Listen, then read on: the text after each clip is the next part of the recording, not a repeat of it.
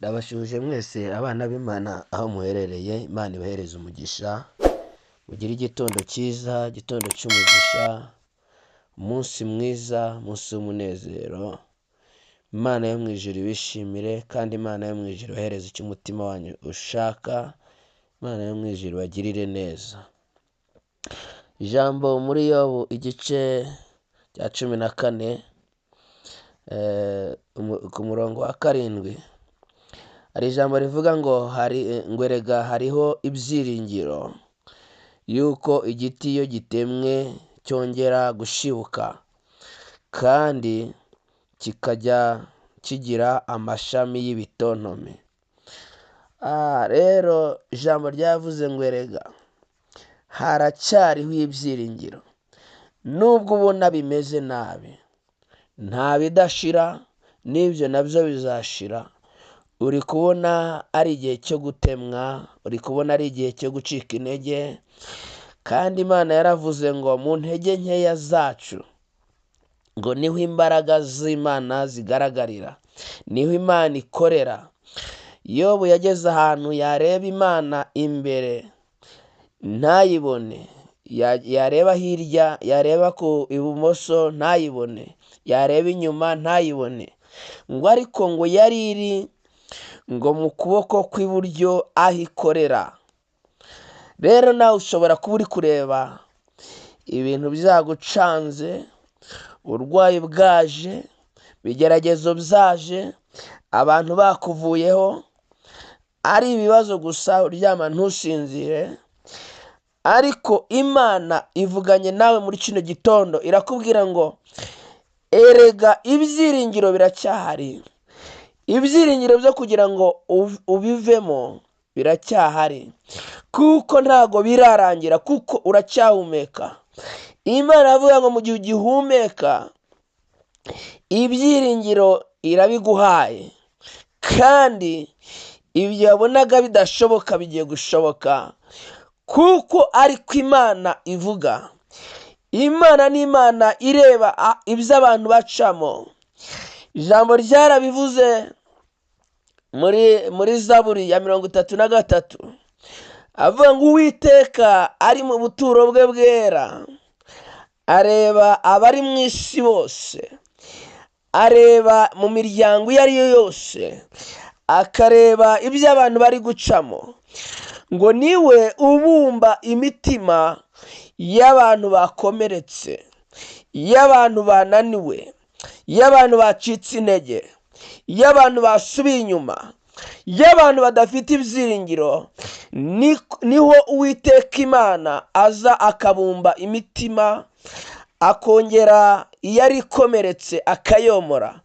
Imana umutima wawe womore, Imana igukorere ibitangaza, izana ibyiringiro bidasanzwe ku buzima bwawe, kuko haracyariho ibyiringiro.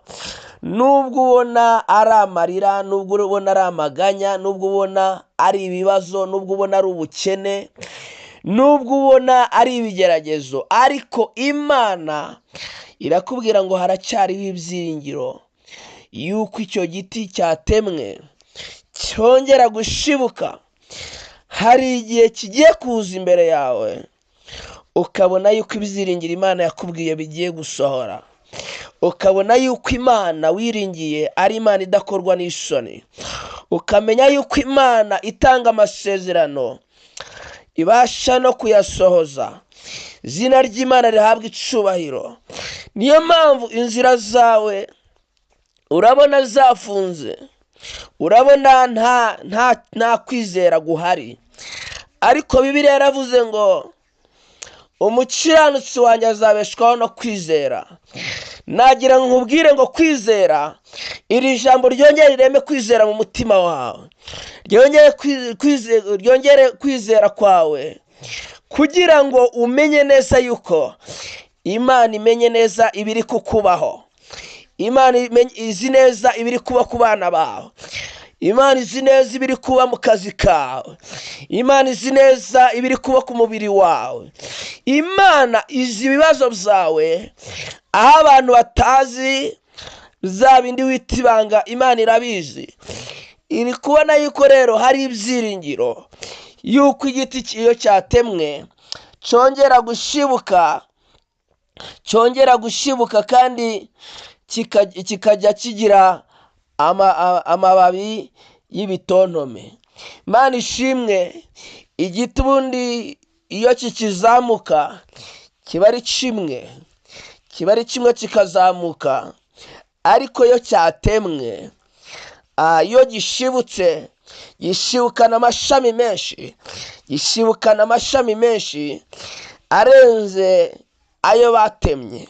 Nubwo ubona bimeze nabi, shefa lalabaya shishefa, Imana avuga ngo muri icyo kigeragezo ugiye gushibuka, kandi umwanzi wari ushatse yuko bizahagarara, hagiye kuza amashami, hagiye kuza ibitontome, ugiye kubona ubuzima buza, ugiye kubona imibereho iza, ugiye kubona icyo aho wari unaniwe kwambuka Imana ihakwambukije, ugiye kuva muri iyo nyanja y'ibibazo ndetse n'ibigeragezo, kuko laleshifa lalabaya shika, ariko Uwiteka abashije kuvuga muri kino gitondo, leleshika tuyashishefo, wakire rero leshifa ya andi mashami, wakire kwagurirwa imbago, wakire iterambere ryawe, wakire ibyishimo byawe, wakire amahoro yawe, wakire kugubwa neza, wakire kurara neza, kuko waraye nabi, ariko Uwiteka Imana aravuga ati none wagiye kurara neza, ugiye gusinzira, icyangiro cya Satani yari agushizeho kivuyeho, agasuzuguro k'abadayimoni kakuvuyeho, lele shifa rarabaya shishefo, ibyawe byari biyoberanye, nawe ubwawe byari bigucanze, wari ubuze icyo wakora, ariko Uwiteka Imana ni Imana iciye inzira aho zitari, kuko ariko Uwiteka Imana abashije kuvuga, lele shifa rarabaya shishefo, baratemye ariko umuzi n'igishyitsi birasigara. Humura, lele shifa rarabaya shishefo, ubwo igishyitsi kigihari, ubwo imizi igihari, Imana igiye kugusha imvura y'umugisha, noneho imizi yumve imvura, yongere izamura ubuzima, yongere izamura imibereho, igishyitsi kimenye yuko ari igihe cyo kugira ngo cyongere gishibuke. La tuteketo ya shishefaya, kuko ariko Uwiteka Imana, Imana ya Isiraheli, Imana ivuga, Imana itabesha, tuyizere, uyiringire, kuko haracyari ibyiringiro yuko igiti iyo cyatemwe cyongera gushibuka kandi kikagira ibibabi byinshi kandi n'amashami menshi. Nubwo umuzi wacyo usazira mu butaka, n'igishyitsi cyacyo kigahera mu butaka, kigahera mu mukungugu. Ibyo wabonaga nta byiringiro, wabonaga bimaze igihe kinini, ariko ko Yesu yageze kuri uriya muntu wari urwaye imyaka 38, ari ku kidendezi cy'ipesida, akahagera, ntago yamusizeyo, ahubwo ibyari bimaze imyaka 38, Yesu Kristo yaramubwiye ngo haguruka wikorere uburiri bwawe ugende.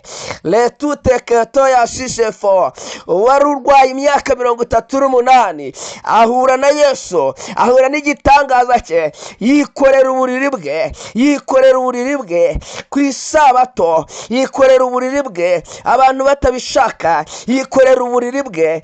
Bari bazi yuko ibyo byarangiye, ariko ntabwo byarangiye. Ku Mana byose biracashoboka. Narashaka tota ya shishefo, nagira nkubwire ngo ku Mana byose biracashoboka. Narashika tuta ya shishefo, wa mubyeyi we, ku Mana biracashoboka. Wa mugabo we, ku Mana biracashoboka. Wa mwana we, ku Mana biracashoboka. La tuteketo ya shishefo, ibyo wabuhagazemo byose, ku Mana biracashoboka yuko wabihagurukamo. Ku Mana biracashoboka yuko Imana yakugirira neza. La shaka tota ya shishefo, la takato ya shishefo, yashisefo. Ku Mana byose biracashoboka.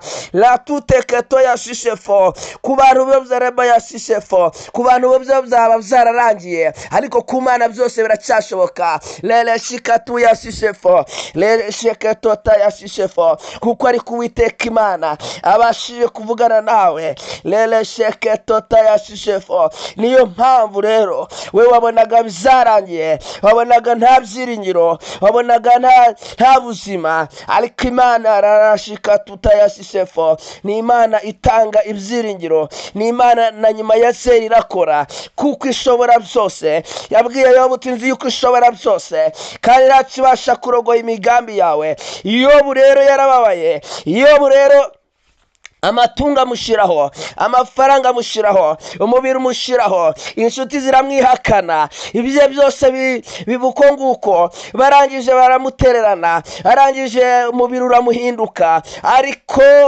Yobu yarahiriwe bwa nyuma kuruta ubwa mbere. Nawe ugiye guhirwa, ugiye gushumbuswa, ugiye kugarurirwa ibyo wanyazwe, ugiye kugarurirwa agaciro kawe, kandi kazaza kikubye. Akira ijambo Imana iguhaye, akira agaciro Imana iguhaye, akira iterambere Imana iguhaye. Lele sheketo tayashisefo. Haracariho ibyiringiro yuko reba yashafara bayashisefo. Uwo ibintu byashizeho yakongera gutunga. Yobu arongera aratunga, umugore reba yashisefo, abana barasa, amatungo arasa, Yobu agubwa neza. Lele shiketuta. Icyo kigeragezo ntabwo ari cyo cyo kukwica, izo ntambara ntabwo arizo kugwamo, kuko Uwiteka Imana akurwaniriye. Reba yashisefo arahagurutse, abanzi bawe baratatanye, arahagurutse, abarozi baratatanye, arahagurutse, kandi aje gutanga ibyiringiro.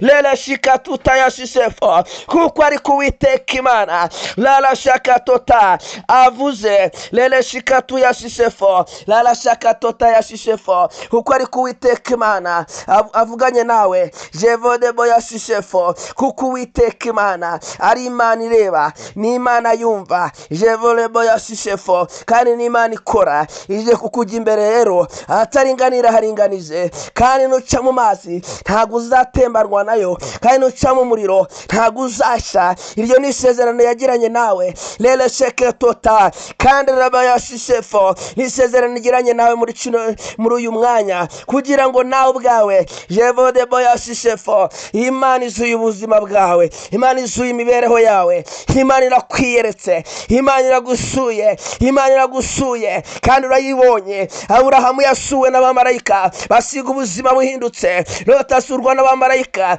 ubuzima burahinduka. Rahabu wari indaya asurwa n'abamarayika, ubuzima burahinduka. Lalaba yashisefo. Nawe iri jambo cyangwa se rebo yashisefo, iyi message ntabwo iri bugusiga uko wari uri. Lele sheketota, kuko ari ku Uwiteka Imana itarobanura ku butoni. Lele shekato yashisefo. Akira igitondo cy'umugisha, akira ibyiza Imana iguteguriye, akira iterambere Imana iguhaye. Lele sheketota. Lele bo yashisefo, jaraba yashisefo. Abakiranutsi jevorebo yashisefo, iyo bagize ibibazo, iyo bagize intege nkeya, abapagani babishima hejuru. Lele shikatu yashisefo, barajya hehe ku ijuru ritabaye. Lele sheketo yashisefo. Imana ntabwo yakuretse, Imana ntabwo yaretse ubuzima bwawe, Imana ntabwo yakuretse, ahubwo akira ibihe byiza, akira raba yashisefo, akira guseka, akira kugubwa neza. Lele shekerebo yashisefo, kuko Uwiteka Imana ari Imana ikora ibimenyetso ndetse n'ibitangaza,